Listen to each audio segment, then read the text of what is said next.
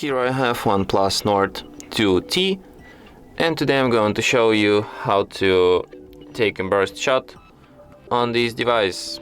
So firstly you have to open camera, and when you're in photo mode, what you have to do is to just hold down shutter button, and after that the burst shot will start. So let me show you. So I took like 20 shots right now, and here you can review these shots. So as you can see, it like shots so quickly that you can't even see the moving, almost. Nice.